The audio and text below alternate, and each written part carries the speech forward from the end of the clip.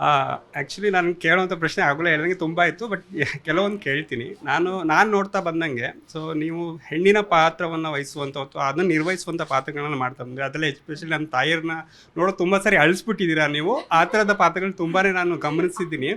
And ನಾನು ಅನ್ಕೋತಾ ಇದ್ದೀನಿ, so ಅಲ್ಲಿನ ನಿಮ್ಮ ಪಾತ್ರ ನಾನು ಇದ್ರ ಆನಂದ್ ಇದೆಯಲ್ಲ, ಆ ಸಿನಿಮಾ ನಂಗೆ ತುಂಬಾ ಇಷ್ಟ.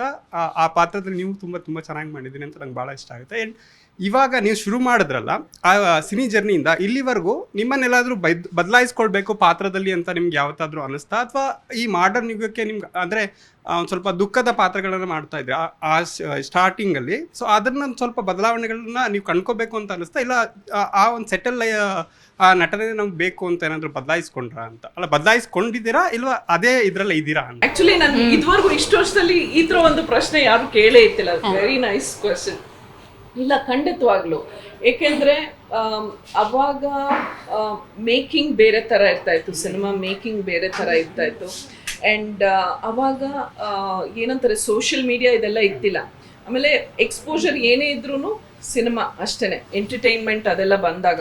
ಸೊ ಕೆಲವೆಲ್ಲ ಒಂದು ಸ್ವಲ್ಪ ಓವರ್ ಆಗೇ ಮಾಡಬೇಕಾಗಿತ್ತು, ಲಾರ್ಜರ್ ದೆನ್ ಲೈಫ್ ಇದ್ರ ಥರ. ಸೊ ಹಾಗಾಗಿ ಸ್ವಲ್ಪ ಕೆಲವೊಂದು ಸ್ವಲ್ಪ ಹಿಂದಿನ ಸಿನಿಮಾಗಳೆಲ್ಲ ನೋಡಿದ್ರೆ ಅದೊಂದು ಸ್ವಲ್ಪ ಓವರ್ ಆಗಿರ್ತಾ ಇತ್ತು. ಆಮೇಲೆ ಟೆಕ್ನಿಕಲಿನೂ ಕೆಲವೊಂದು ವಿಚಾರಗಳೆಲ್ಲ ಲಿಮಿಟೇಷನ್ಸ್ ಎಲ್ಲ ಇದ್ದಿದ್ರಿಂದ.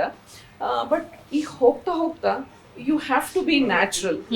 ಇವಾಗ ಹೆಂಗೆ ನಮ್ಮ ಜೀವನ ಶೈಲಿ ಬದಲಾಗುತ್ತೋ ಅದೇ ತರನೇ ಈ ಒಂದು ನಮ್ಮ ಪರ್ಫಾರ್ಮೆನ್ಸ್ ಇಂದ ಹಿಡಿದು ಪ್ರತಿಯೊಂದನ್ನು ಚೇಂಜ್ ಆಗ್ಬೇಕು.